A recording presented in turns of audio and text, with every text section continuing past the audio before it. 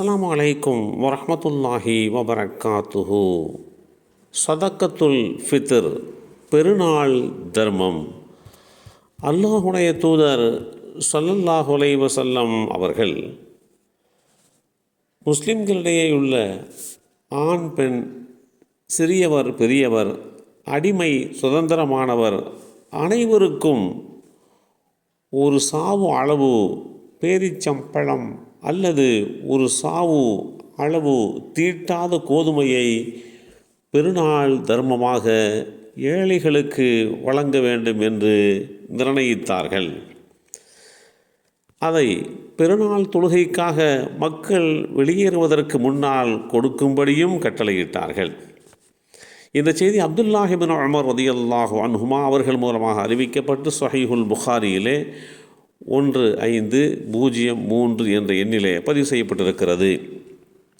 ரமலான் மாதத்தில் நோன்பாளி எவ்வளவுதான் பேணுதலோடு இருந்தாலும் ஏதேனும் குறை ஏற்படுவதற்குண்டான சாத்தியக்கூறுகள் அமைந்து விடுகிறது.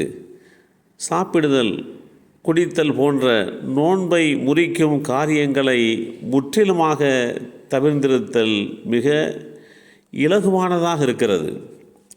ஆனால் வீண் பேச்சுக்கள், வீணான செயல்பாடுகள் போன்ற நோன்பின் நன்மையை குறைத்துவிடக்கூடிய செயல்களை விட்டு தவிர்த்திருத்தல் முழுமையான முறையிலே சிலர்களுக்கு கிடைப்பதில்லை.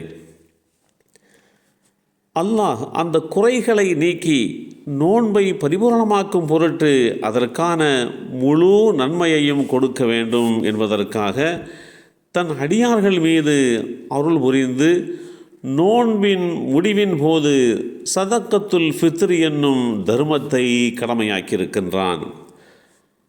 அப்துல்லாஹ் இப்னு அப்பாஸ் ரலியல்லாஹு அன்ஹுமா அவர்கள் அறிவித்தார்கள், அல்லாஹுடைய தூதர் ஸல்லல்லாஹு அலைஹி வஸல்லம் அவர்கள் ஃபித்ரா என்ற இந்த ஜக்காத்தை நோன்பாளியின் நோன்பை வீண் பேச்சு, வீண் செயல்களை விட்டும் பரிசுத்தப்படுத்துவதற்காக வேண்டியும் ஏழைகளுக்கு உணவாகவும் அல்லாஹ் அவனுடைய கட்டளையின் பிரகாரம் கடமையாக்கினார்கள்.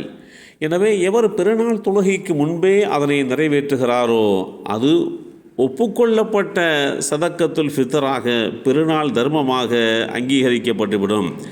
எவர் பெருநாள் தொழுகைக்கு பின்பு அதை நிறைவேற்றுகிறாரோ அது பொதுவான தர்மங்களில் ஒன்றாகத்தான் ஏற்றுக்கொள்ளப்படும் என்ற அடிப்படையிலேயும் இவைகளை முற்றிலுமாக நாம் புரிந்து கொண்டு பெருநாள் தொழுகைக்கு வெளியேறுவதற்கு முன்பாகவே ஏழைகளுக்கு கிடைக்க செய்து விடுவதுதான் சரியான நிலைப்பாடு.